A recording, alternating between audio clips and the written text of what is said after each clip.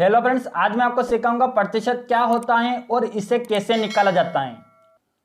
दोस्तों यहाँ पर देखना, प्रतिशत को हम इस चिन्ह के द्वारा दर्शाते हैं, अर्थात ये जो चिन्ह है ये प्रतिशत का होता है। अगर ऐसा चिन्ह आपको कहीं पर भी नजर आए तो आप समझ जाना कि हमें प्रतिशत निकालना है।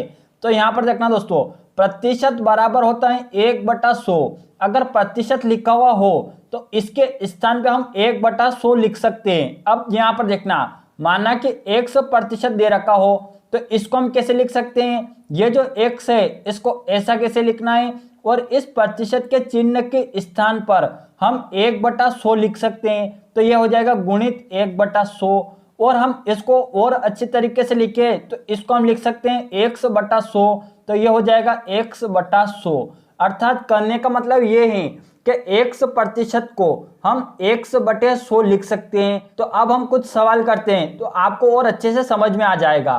दोस्तों आपके पास 260 रुपए हैं और कोई बोल दे कि इसका 15% कितना होगा, तो आप कैसे निकालोगे 260 का 15%। तो यहाँ पर देखना, ये जो 260 दे रखा है इसको ऐसा कैसे लिखेंगे, और ये देखना यहाँ पर ये का दे रखा है 260 का 15%। तो का मतलब होता है गुणे का निशान, तो हम यहाँ पर गुणे का निशान लगा देंगे। और 15%, तो यहाँ पर देखना 15 और इस प्रतिशत के चिन्ह को हम जैसे हटाएंगे तो बट्टे में क्या आ जाएगा, बट्टे में 100 आ जाएगा।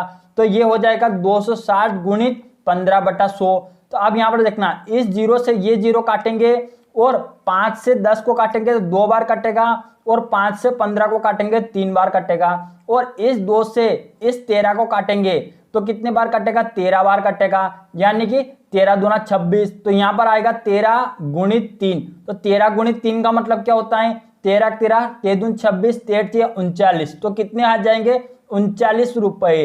तो आप बता दोगे कि 260 का 15% कितने होते हैं, 39 रुपए होते हैं या 39 होते हैं। और इस प्रकार आप प्रतिशत निकाल सकते हो।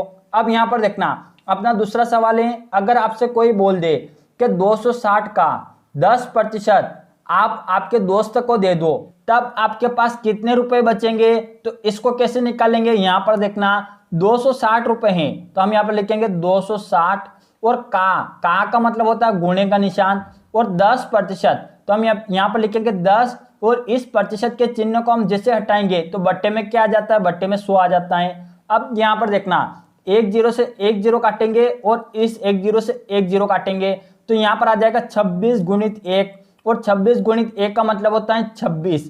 तो यहाँ पर देखना दोस्तों, ये कितने निकल के आए, 26 रुपए। तो यहाँ पर क्या बोला था कि 260 का 10% आपने आपके मित्र को दे दिए तो आपके पास कितने रुपए बचेंगे। तो आपने उसको, आपके मित्र को कितने रुपए दिए, 26 रुपए दिए।